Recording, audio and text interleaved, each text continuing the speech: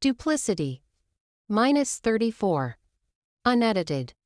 You may not get caught for everything you do, but you will pay for everything you have done. The pallbearers lifted the casket containing her body and carried it over the open grave before they lowered it into the ground and took some steps backwards. Jaden slipped his fingers through Jade as he curled them to grip her hand. She looked at him, trying to blink away the tears threatening to fall. "It will be okay," he whispered, squeezing her hand. "It will be," she said and squeezed back. The twins bent down and grabbed a handful of dirt, then they threw it into the grave.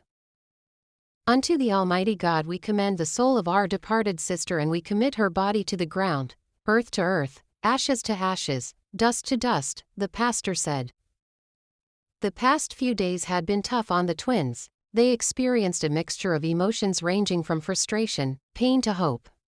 They were just glad that they got to meet their mother before she died. The funeral was held at Penjani's house, though they weren't too many people, just close friends and relatives. The pastor finally concluded and some people walked over to the twins. They hugged them and offered consoling words for their loss. Afterward, people drifted away. They got into their cars and started leaving. "Rest in the Lord, Mother," the twins whispered before they were led to the car by Palesa. When they got home, the twins freshened up, had something to eat, then they cuddled together and slept. Palesa went to check on them a few minutes later. She found them fast asleep. She covered them up, turned off the lights and walked out. It had been hard for them to sleep the past few days. She was glad they would finally get to rest. "How are they?" Penjani asked. "They are sleeping. They will be fine," she said. "I hope they get better. The past few weeks have been hectic, so much has happened." "They will be fine." She held his hand and squeezed it tight. "Thank you for everything, Les," he said, looking up at her. "You are always welcome, baby. When all this is over, I need to give you the wedding of your dreams." "Are you proposing?" She gave him a quizzical look. "Maybe. Maybe not," he laughed. "I have waited for this moment my whole life. I need a proper proposal." "Soon, baby, soon."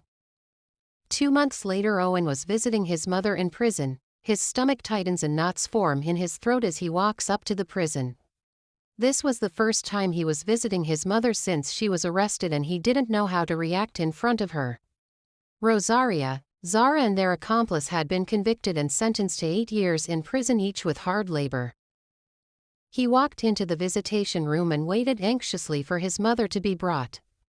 When his mother was brought out, Owen could hardly recognize her. She looked so different. Her hair was unkempt, her skin was coarse, dry and wrinkled, and her clothes were very dirty. When she sat in front of her, he held his breath because she smelled bad, like someone who had not bathed for weeks. "Hey," she said. "Hi, Rosaria," he said. He could not bring himself to calling her mom. In fact, he had not forgiven her for the betrayal.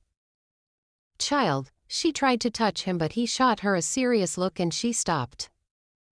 "I am not your child, Rosaria," he angrily said. "I am sorry. Why did you lie to me?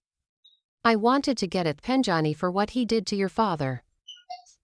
From what I have heard, that man didn't even love you. Why did you have to ruin my childhood for that unworthy man? I know he was my father, but did I have to bear his cross? I am sorry, child. Stop calling me that." He hit his fist on the table and one of the guards gave me a warning look. "You are my child and I love you. You wouldn't have lied to me if you loved me.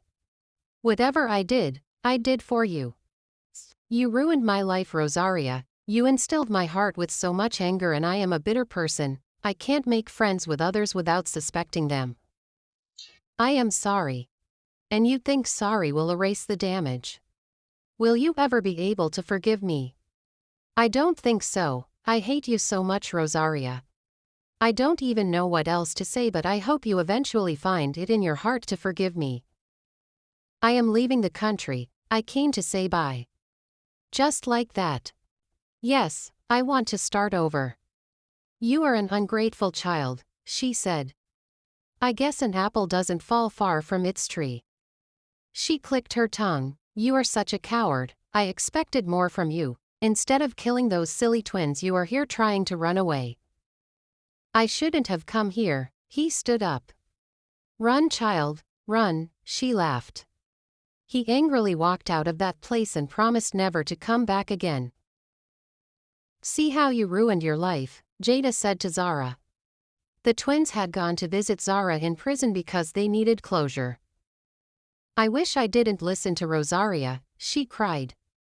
"I guess it's too late now," Jaden said. "I am sorry, babe, for everything that I did to you." "Babe," the twins responded in unison. "I love you and I still do," Zara said. The twins burst into a fit of laughter. "You don't even know what love is. What I did wasn't personal, it was business." Jada finished the sentence for her. "Girl, you were my friend and you almost killed me. That's not love. And I loved you deeply. I would have married you, but you messed up." "I am sorry," she cried. "We brought you this." Jada handed her a plastic with some foodstuffs. "Thank you." "You are welcome." They stood up. "Are you leaving already?" "Yes, have an amazing life in prison and I hope you learn one or two things from here," Jada said, and with that they left. Zara broke down in tears as they led her back to the cell. She still couldn't believe she would be spending the next 8 years behind bars. If only she had not been moved by the love of money, none of this would be happening to her.